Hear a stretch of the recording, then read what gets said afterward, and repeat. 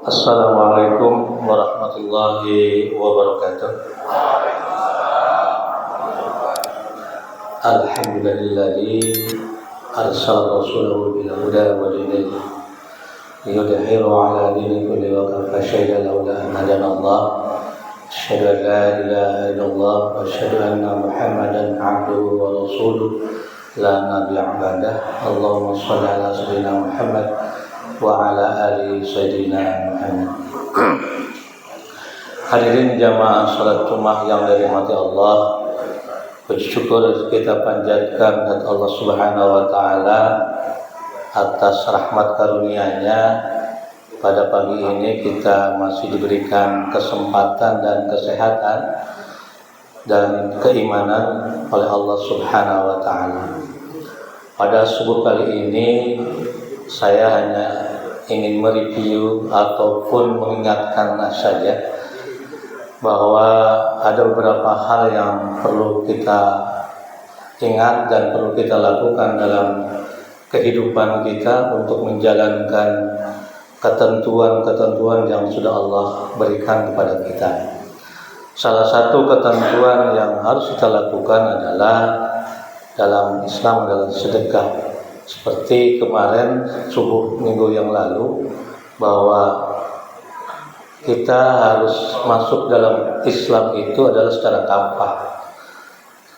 Artinya secara keseluruhan tanpa sepotong-potong. Nah, oleh karena itu salah satu hal yang harus kita lakukan adalah sedekah. Nah, apa yang akan kita bahas kali ini adalah apa itu pengertian dan makna sedekah. Kenapa harus kita memahami pengertian ini? Karena pengertian ini adalah sebagai prim atau sebagai guidance bagi kita bahwa jangan sampai salah mengartikan maka akan salah persepsi. Ketika salah persepsi maka akan salah komunikasi yang mungkin dipahami oleh kita. Apa itu pengertian sedekah? Sedekah asal kata dari bahasa Arab adalah shadaqah, yang berarti suatu pemberian yang diberikan oleh seorang muslim kepada orang lain secara spontan dan sukarela tanpa dibatasi oleh waktu dan jumlah tertentu. Ini pengertian secara umum. Artinya bahwa apa yang harus kita berikan dengan spontan dan sukarela tanpa dibatasi waktu dan jumlah tertentu. Ketika ada batasan waktu dan jumlah tertentu, maka itu adalah sebuah kewajiban. Apa itu? Seperti zakat. Karena sudah ditentukan, contoh zakat fitrah, sudah ditentukan waktunya. Contoh zakat mal sudah ditentukan apakah sudah sampai nasab ataupun tidak. Tapi sedekah tidak ditentukan waktunya. Apakah sedekah itu juga hanya berkaitan dengan harta atau benda yang kita keluarkan? Mari kita lihat. Menurut Al-Raghib Al-Afsani mengatakan bahwa sedekah adalah harta yang dikeluarkan manusia untuk mendekatkan diri pada Allah. Pada konsep awal, pengertian menurut Raghib bahwa adalah harta yang dikeluarkan. Secara makna bahwa apa yang kita keluarkan besar kecil, harta yang dengan ikhlas, maka itulah sedekah.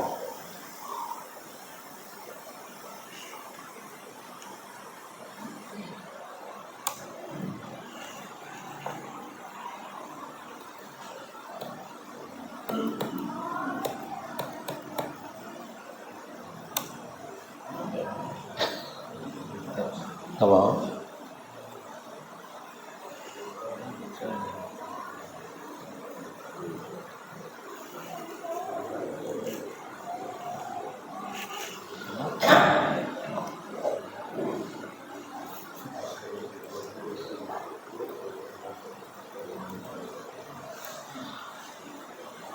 Mohon maaf, nih lagi ada trouble.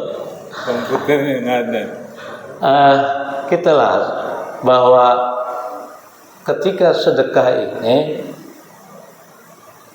apakah tadi hanya harta yang kita keluarkan? Lalu bagaimana dengan mungkin ada ketika kita tidak memiliki harta?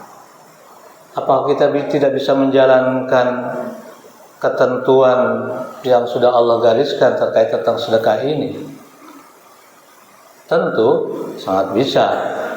Bahwa tadi kalau pengertian secara umum adalah suatu pemberian yang diberikan oleh seseorang muslim kepada orang lain secara spontan dan sukarela tanpa dibatasi oleh waktu dan jumlah tertentu. Artinya bahwa pengertian ini tidak terbatasi oleh hanya harta yang dikeluarkan. Tapi kalau mengerti pengertian kepada Raghib Al-Asfahani itu lebih spesifik lagi terkait tentang harta yang dikeluarkan.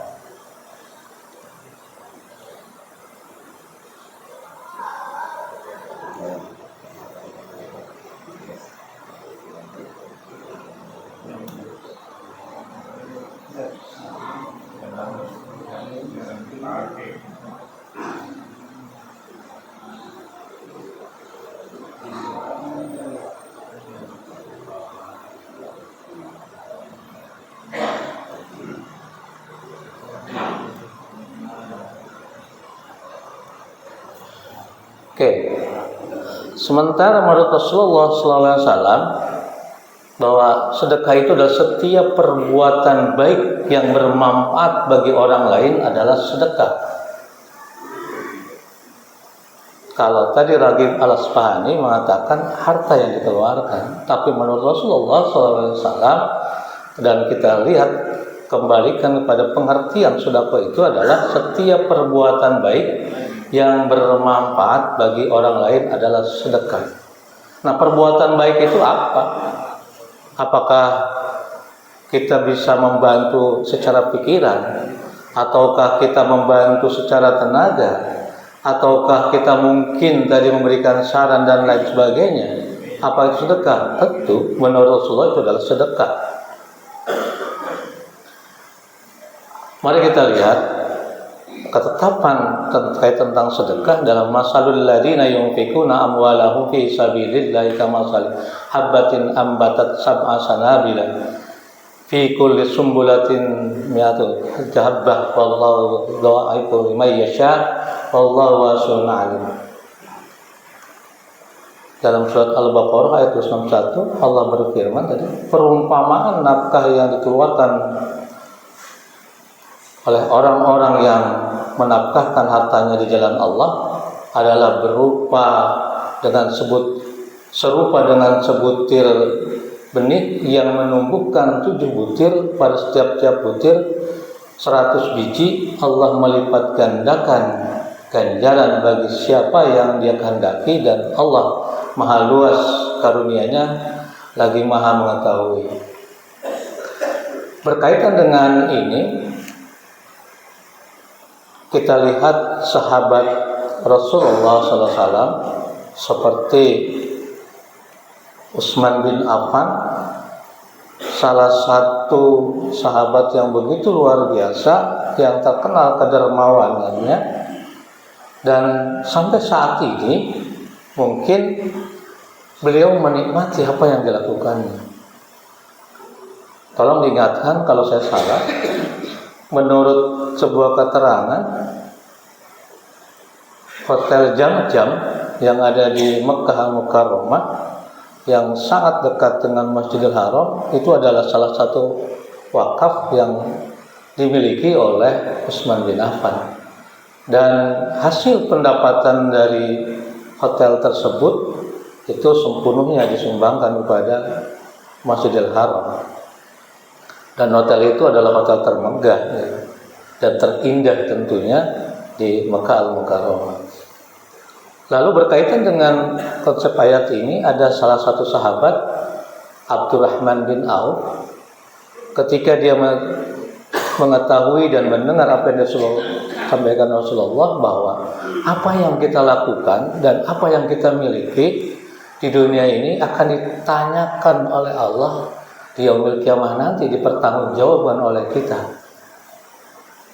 Semakin banyak harta yang kita miliki, maka semakin banyak pula pertanyaan-pertanyaan ataupun pertanggungjawaban yang harus kita lakukan.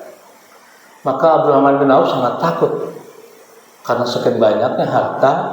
Dia takut bahwa dia tidak bisa masuk surga karena begitu banyaknya yang harus dia pertanggungjawabkan. Ketika perang Tabuk berlangsung, semua para sahabat waktu itu ikut berperang, sehingga yang tadinya mungkin ngurus kurma dan sebagainya tidak terurus, maka banyak kurma-kurma itu busuk. Kurma-kurma itu busuk. Dan melihat hal tersebut, para sahabat sangat sedih karena pendapatan mereka turun dan pendapat mereka mungkin tidak didapati karena kurma-kurma mereka tidak bisa dipanen dan tidak bisa dijual. Maka Abdurrahman bin Auf dengan segala kemampuannya dia beli semua kurma-kurma busuk tersebut. Dia beli dengan harga yang cukup tinggi kalau dibandingkan dengan nilai kurma busuk tersebut. Dia beli dengan harapan habis semua harta yang dimiliki oleh Abdurrahman bin Auf. Dia beli semuanya kurma-kurma busuk. Tentunya senang para sahabat karena tidak ada hal yang memberatkan mereka ketika kurma-kurmanya busuk. Sudah diganti ataupun dibayar oleh Abdurrahman bin Auf. Pada saat itu di daerah Yaman terjadi pandemi. Terjadi pandemi yang luar biasa yang menurut mungkin saat ini adalah kedokteran ataupun pada zaman itu adalah tabib, bahwa obat untuk menyembuhkan ataupun menghilangkan pandemi ini adalah dengan kurma busuk. Maka dibelilah kurma-kurma busuk itu 10 kali lipat dari harga yang dia beli. Maka Abdurrahman bin Auf yang sedianya ingin miskin, tetapi Allah lipat gandakan pula, jadi tidak jadi miskin. Artinya bahwa ayat ini sangat berlaku. Ayat ini ataupun janji Allah pasti akan terjadi, dan tidak mungkin janji Allah tidak ditepati, dan itu pasti ditepati. Masih banyak hal-hal yang lain, contoh-contoh yang lain bagaimana konsep sedekah yang dilakukan itu bukan kalau dalam matematika ekonomi 10 kurang 1 menjadi 9, tetapi konsep sedekah 10 kurang 1 menjadi 19 karena dibalas 10 kali lipat oleh Allah Subhanahu wa taala.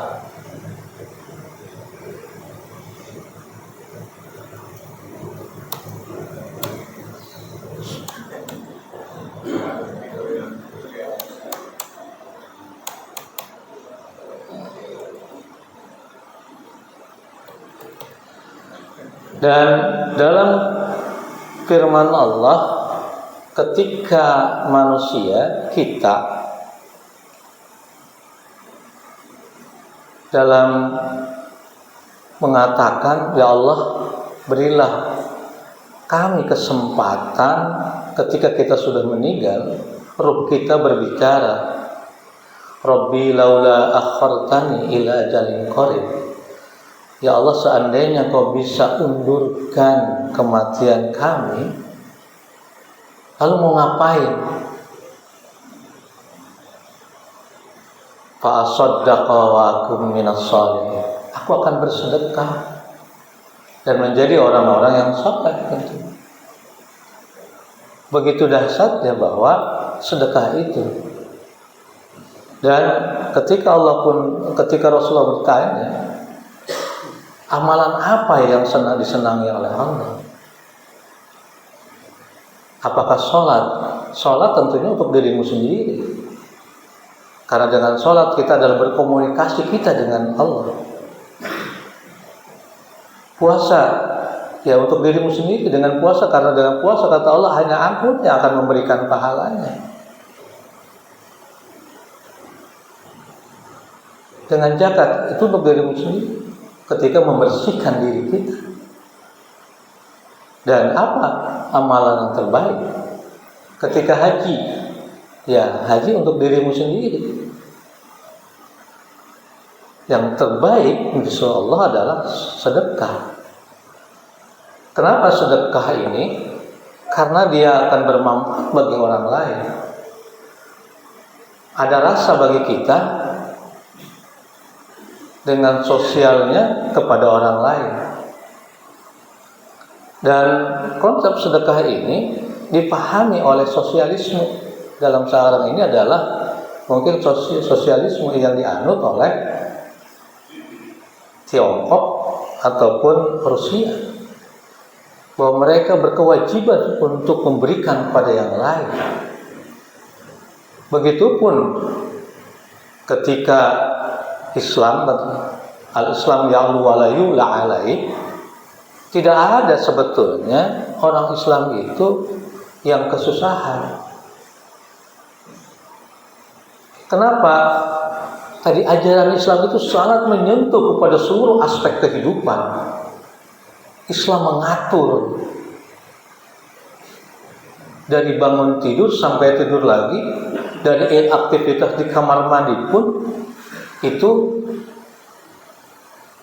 dilakukan ataupun ditata oleh Islam, termasuk dalam tataran kehidupan kita bermasyarakat. Kenapa? Berdasarkan hadis Rasulullah bahwa ketika kita memasak pun yang baunya kepada tetangga kita, ya kita harus memberi. Itulah konsep sedekah yang luar biasa, bahwa Islam itu memandang kehidupan itu saling berkaitan. Kenapa ada orang yang mungkin kesusahan? Maka inilah sedekah. Karena dalam apa yang kita miliki ada hak orang lain untuk kita lakukan. Namun dalam ayat yang lain bahwa setan mengganggu kita.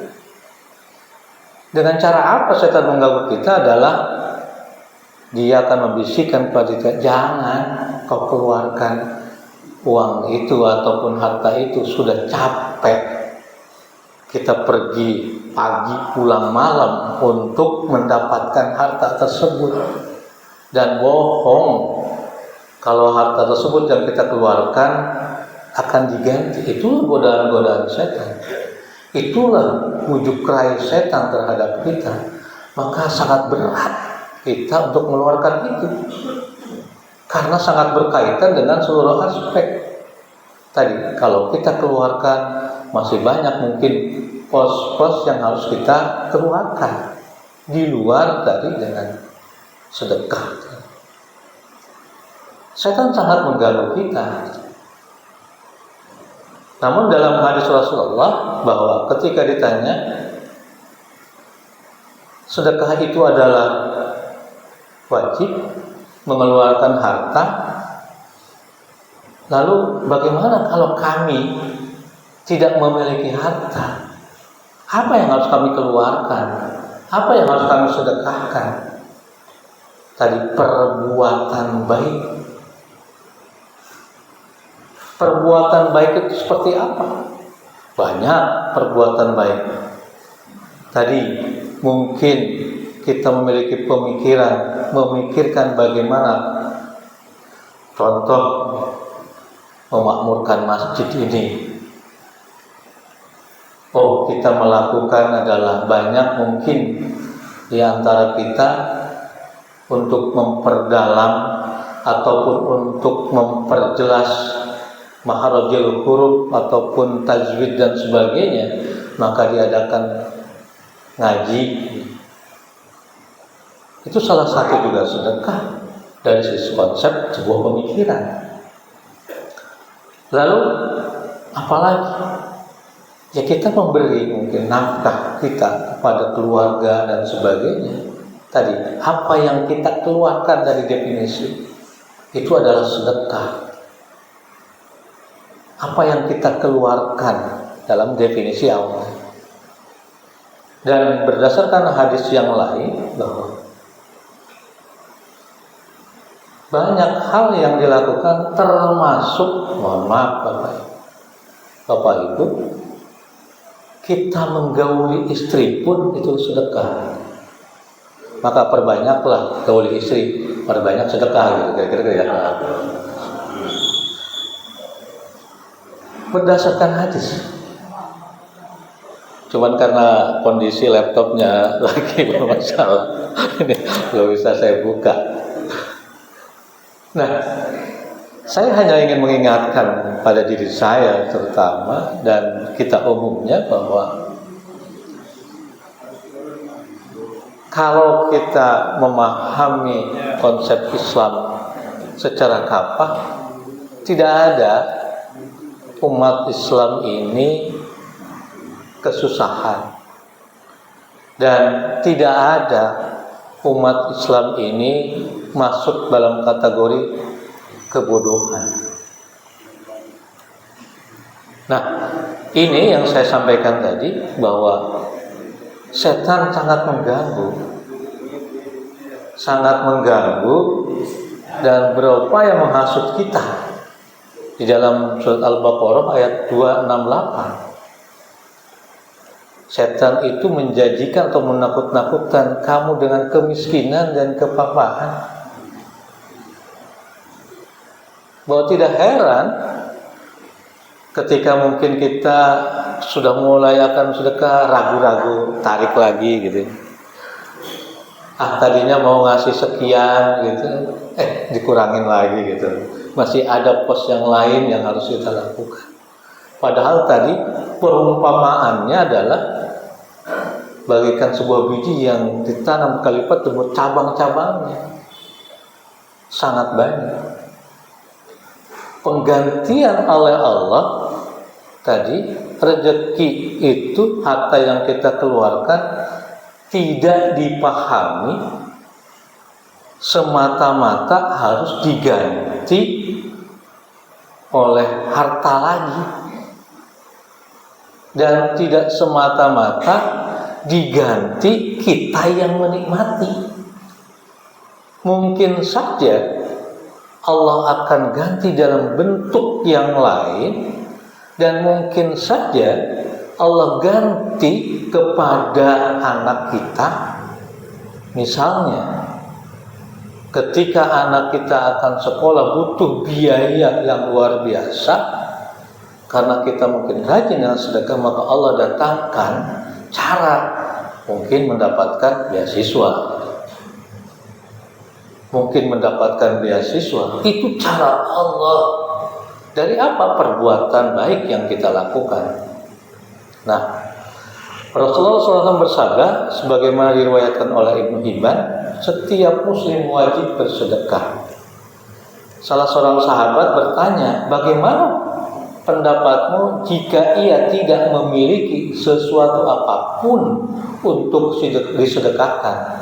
Beliau menjawab, hendaklah ia bekerja sehingga hasilnya dapat ia manfaatkan untuk dirinya dan dapat ia sedekahkan. Sahabat itu bertanya lagi, bagaimana pendapatmu jika tidak mampu? Beliau menjawab, hendaklah ia menyuruh yang ma'ruf atau yang baik. Artinya bahwa dari beberapa pendapat yang disampaikan oleh Rasulullah, ketika kita mengajak kebaikan, mungkin saja juga kita mengajak kepada yang kebaikan ataupun mencegah pada perbuatan hal yang dilarang, itu adalah sebuah sedekah dan itu adalah sebuah amal baik. Maka kebaikan itu tidak ada akan ruginya, pasti Allah akan balas. Fama ya'mal misqala dzarratin khairan yarah Wa may ya'mal misqala dzarratin syarran yarah. Sekecil apapun kebaikan itu akan Allah balas. Begitu pula. Tetapi ketika kebaikan akan Allah lipat gandakan pahalanya, namun mungkin kejelekan tidak Allah lipat gandakan. Lalu sahabat bertanya lagi tadi, bagaimana jika ia tidak melakukannya? Beliau menjawab, hendaklah ia menahan diri agar tidak berbuat jahat kepada orang lain. Sesungguhnya itu juga termasuk sedekah. Hadis riwayat Ibnu Hibban. Artinya bahwa ketika kita menahan diri mungkin dari perkataan ataupun perbuatan yang kurang baik, itu adalah sebuah sedekah. Lalu apa macam-macam sedekah? Bentuknya, sedekah dengan harta mungkin yang saat ini atau Bapak Ibu sering keluarkan. Sekecil apapun yang kita keluarkan adalah niatkan untuk sedekah. Yakin sekali Bapak Ibu, Allah akan ganti. Penggantian sedekah tadi berbuat baik, Allah akan ganti berlipat. Dan Allah berikan mungkin kemudahannya. Yang kedua, sedekah dengan tenaga dan pikiran tadi yang mungkin berasal dari sini. Yang ketiga, sedekah dengan ilmu tadi yang mungkin sudah bisa baca, mengajarkan pada yang lain adalah keilmuannya. Dan ketika mengajarkan satu huruf saja akan mengalir pada orang yang mengajarkannya tentunya. Dan itu adalah sebaik-baik yang luar biasa menurut saya. Kalau kita ada ekonomi multi level marketing gitu ya, mungkin itu adalah multi level amal. Orang mengajarkan bismillah, yang diajarkan ngajarkan lagi terus. Dan itu sungguh luar biasa pahalanya. Lalu apalagi yang mungkin sedekah tadi? Sedekah dengan perbuatan baik. Seperti apa dengan perbuatan baik itu? Satu, dengan zikir dan sholat duha berdasarkan tadi hadis riwayat Muslim. Dan ini adalah sedekah.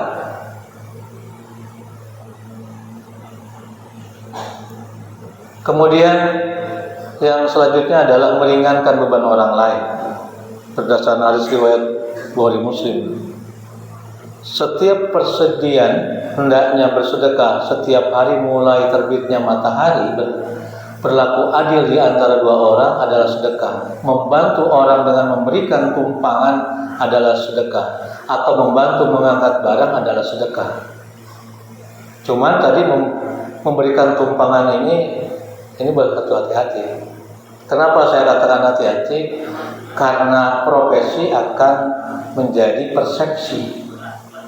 Misal Pak Ustadz Ali Gozi karena sering mengajar ngaji, dia suatu malam berangkat pulang dari ngaji, mengajar ngaji, ada tetangganya perempuan di pinggir jalan sedang menunggu mobil. Tentunya dia ingin memberikan tumpangan karena tetangga. Dia ajak, ayo, ada yang lihat, waduh, Ustadz Ali Gozi lagi bawa cewek. Ya, lagi bawa cewek. Waduh, itu persepsi kan, bahwa padahal dia sedang melakukan apa yang diajarkan, berilah tumpangan sebagai sebuah kebaikan kita. Berbeda dengan mungkin ada yang berprofesi sebagai ojol. Dia bawa perempuan itu, padahal memang dia sedang berselingkuh lah kira-kira. Tetap orang akan tidak memandang berselingkuh, karena memandang itu adalah penumpang ataupun yang dilakukan. Tapi paling tidak bahwa salah persepsi orang bahwa perbuatan baik itu jangan sampai terhalangi oleh persepsi orang. Yang maksud saya adalah perbuatan baik jangan sampai terhalangi oleh persepsi orang.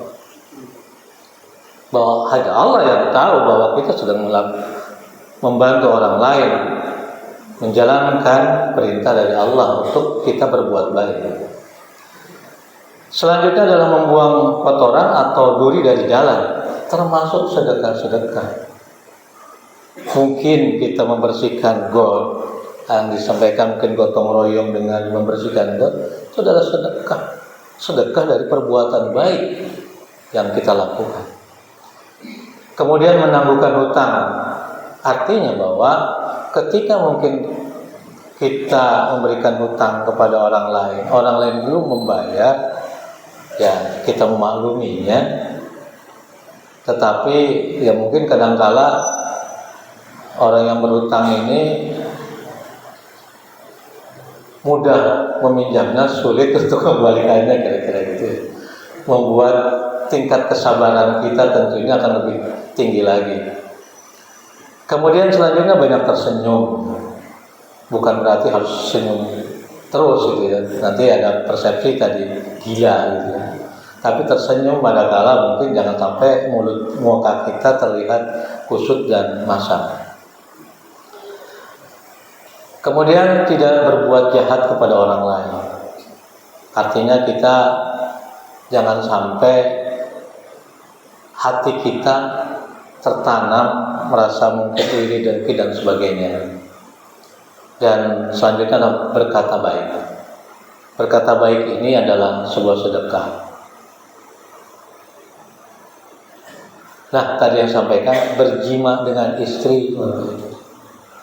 Setiap tasbih adalah sedekah, setiap tahmid adalah sedekah, setiap tahlil adalah sedekah, setiap takbir adalah sedekah, amar ma'ruf adalah sedekah, nahi munkar adalah sedekah, dan menyalurkan syahwat kepada istri adalah sedekah.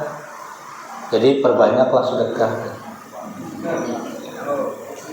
Perbanyaklah sedekah. Karena dari berdasarkan kedokteran pun, ketika kita sering menyalurkan syahwat kita pada istri, membuat ginjal kita baik, Pak. Membuat pikiran kita juga tenang, membuat daya pikir kita juga luar biasa, Pak. Nah, coba deh dilakukan gitu. Sering-sering gitu. Karena biasanya usia-usia kita sudah mulai frekuensinya gitu ya, mulai turun gitu dengan berbagai gejala. Yang selanjutnya menunjukkan jalan kepada orang lain yang tersesat. Artinya mungkin banyak ketika ada orang yang menanyakan di mana blok T nomor sekian kita tunjukkan, itu adalah sedekah.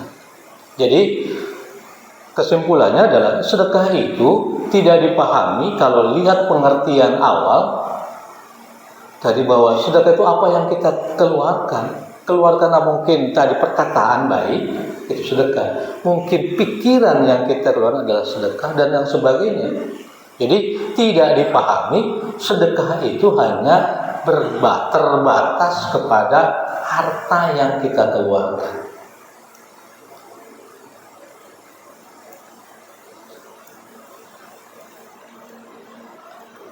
Karena mungkin waktu, saya ingin menyampaikan bahwa ini tuntunan Rasulullah terkait dengan sedekah. Apa yang harus kita lakukan adalah tentunya niat yang tulus dan ikhlas. Apa yang kita keluarkan pun tadi seharusnya yang tersembunyi, yang orang lain mungkin tidak tahu. Tetapi apakah ketika orang lain tahu pahala kita berkurang? Tentunya tidak. Asal niat kita yang tulus dan ikhlas. Yang kedua, membebaskan diri dari keraguan terhadap tentang jumlah tadi. Bahwa jumlah itu bukan ukuran. Kalaupun jumlahnya banyak, tapi dilakukan mungkin sekali seumur hidup, Allah akan menyenangi sebuah konsistensi. Dalam bahasa agamanya adalah istiqomah, yaitu meskipun kecil, meskipun mungkin hanya ratusan rupiah ataupun ribuan rupiah, tetapi konsisten, tetapi istiqomah terus dilakukan. Itu lebih baik daripada tadi gede tapi hanya mungkin seumur hidup sekali ataupun hanya setahun sekali. Yang ketiga, merahasiakan. Jangan sampai mungkin kita ungkit, mungkin kita sampaikan, dan mungkin juga ya kita ingin terlihat dermawan, mungkin kita ingin dilihat banyak harta dan sebagainya, yang selanjutnya tidak menyakiti hati atau perasaan dan pikiran yang diberi. Artinya ada memang ketika yang sudah menjadi kebiasaan, mungkin dia kalau ada orang yang memberi terus-terusan datang terus kira-kira. Ya, kita jangan sampai hati kita mungkin merasa dongkol, sepanjang mungkin ada ya kita beri.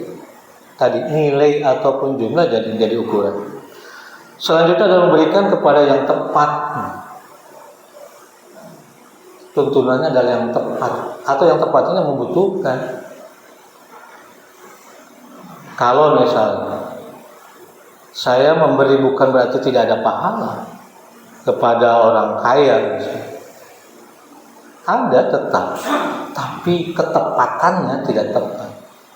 Yang butuhnya tidak terlihat. Kemudian selanjutnya memberikan sesuatu yang terbaik bukan karena berlebih atau sisa atau bekas.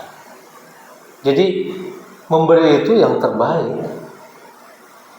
Namun kondisi saat ini adalah ketika yang bekas pun tidak jadi masalah.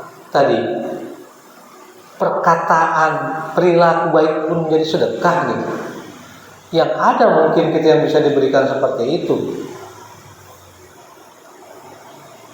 Seperti contoh sahabat Rasulullah ketika dia sholat selalu berpakaian banyak gitu. Karena dia melewati beberapa wilayah. Ketika ada orang meminta, dia buka bajunya, dia kasihkan. Terus seperti itu.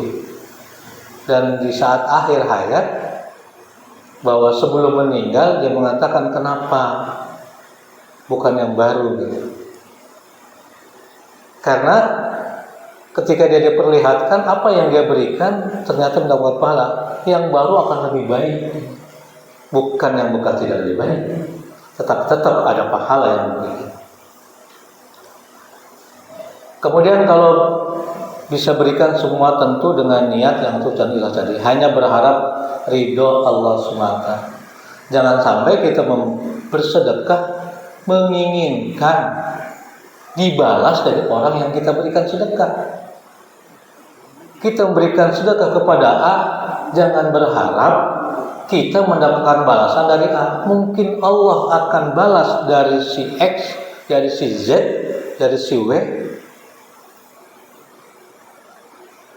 Allah akan balas pasti, tapi bukan semata-mata kepada orang yang kita berikan sedekah.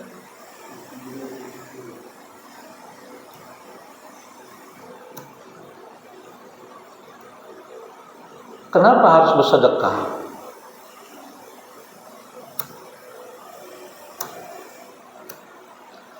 Karena sedekah menjadi sebuah solusi. Sedekah menjadi sebuah cara ataupun alat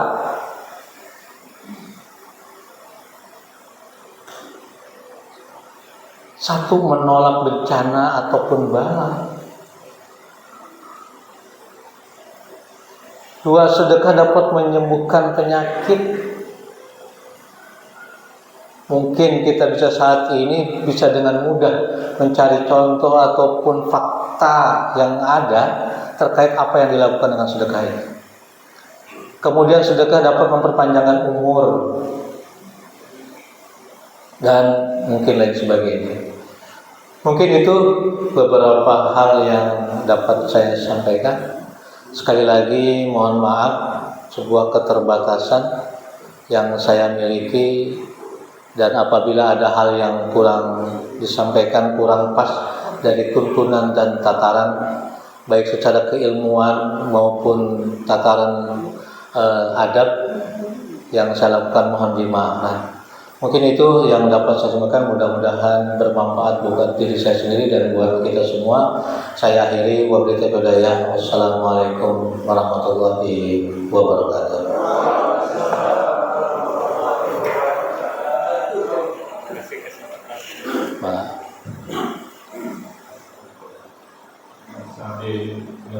suruh, kita masih ada sisa waktu. Ada jamaah yang mau bertanya, kami persilakan. Kok nggak lapar nih. Kalau saya ini saya bagus sekali. Ya memang secara teori memang luar biasa gitu. Cuma dalam kehidupan kita ini kan kayak kenyataannya itu kita berat aja dulu setiap hari kan. Wah, kurang kata saya. Nah ini kemana apa kalau bahasa kiat itu pengalaman ya bagaimana jika itu mudah ya, jadi kalau cara kita lihat Quran sudah punya jika 700 kembalinya bahkan unlimited kan gitu di akhir surah Al-Baqarah dan unlimited itu juga yang bisa kita hitung penggantian dari Allah, tapi secara ini kok masih berat kita bersedekah gitu. Akan begini kiat-kiatnya bagus untuk kita semua. Demikian, assalamualaikum warahmatullahi wabarakatuh. Waalaikumsalam.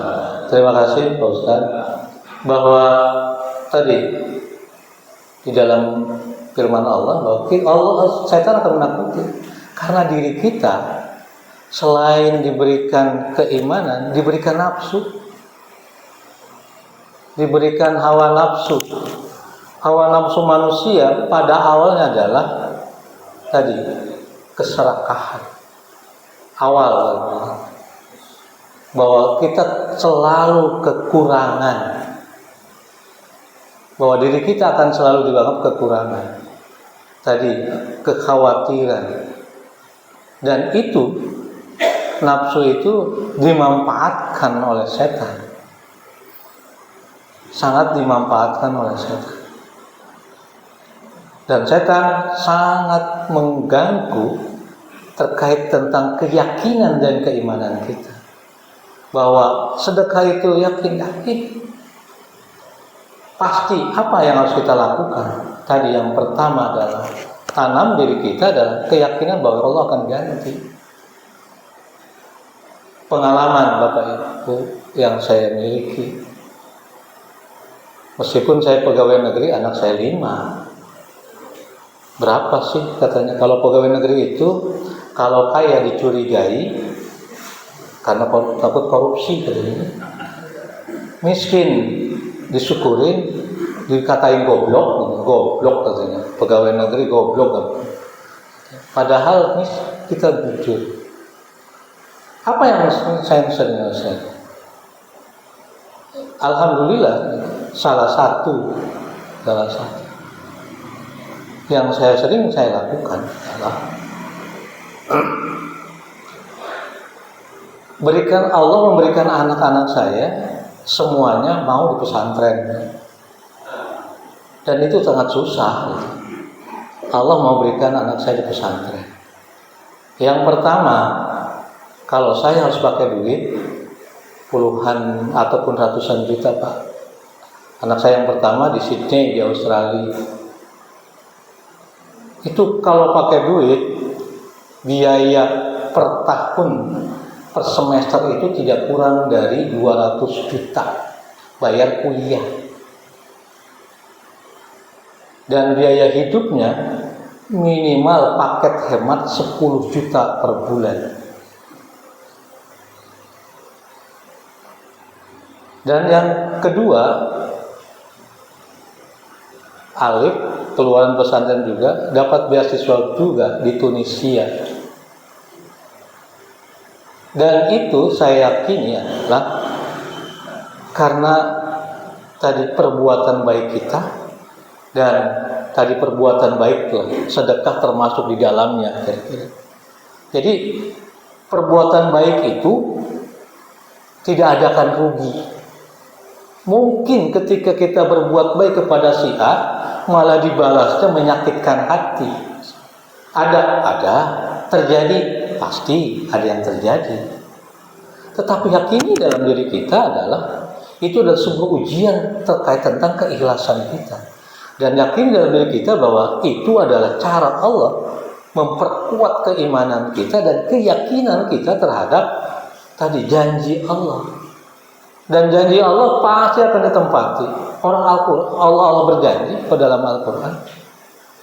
Dan yakinilah itu. Cuma memang tadi betul Pak Ustaz. Saya pun kadangkala tadi menurut Pak Ustaz kan al-iman ya'lu wa la kadangkala bertambah, kadangkala berkurang gitu. Ya, jadi dua yangkus gitu. Kadang-kadang bertambah kalau berkurang gitu. Ketika kondisi keuangan kita mungkin kurang, mengeluarkan beratnya luar biasa Pak, sama gitu. Beratnya luar biasa. Aduh, belum anak saya yang di pesantren udah minta A gitu. Belum yang satu lagi minta B. Sementara gaji belum turun kira-kira. Gaji belum turun. Apakah saya harus berikan ini kira-kira? Apakah saya harus berikan pada orang yang tadi berhutang misalnya pada kita, tolong Pak saya minjem untuk kepentingan anak belum bayar misalnya. Padahal kita pun belum bayar kira-kira gitu. Pilihan mana tentunya? Pilihan yang berat. Tentunya pilihan yang berat. Anak kita juga butuh, sementara ada orang lain juga butuh mungkin memandang kita ada. Ketika orang memandang kita ada pun itu bersyukur Pak. Berarti Allah memberikan kepercayaan orang lain memandang kita orang ada gitu. Bersyukur bahwa Allah memberikan sebuah kenikmatan buat kita. Jadi tadi yang menurut saya adalah yang pertama adalah keyakinan, tanamkan keimanan kita. Keyakinan itu adalah bahwa Allah akan tentu balas. Yang kedua bahwa tanaman diri kita jangan berharap bahwa sedekah yang kita berikan atau perbuatan baik yang kita berikan akan dibalas pada oleh orang yang kita berikan. Pasti ada orang lain. Yang selanjutnya adalah tanaman dari kita bahwa perbuatan baik yang dilakukan bukan berarti dibalas sepersis apa yang kita lakukan. Mungkin bentuknya yang bermacam-macam oleh Allah Subhanahu wa taala. Mungkin itu, mohon maaf, mungkin ada beberapa hal yang tidak berkenan ataupun kurang pas dari sisi aturan ataupun tataran yang ada dalam aturan kita yang disampaikan oleh Allah Subhanahu dan Rasulnya. Saya mohon dimaafkan. Terima kasih semuanya. Mungkin saya kembalikan ke Pak Ustadz Ridwan.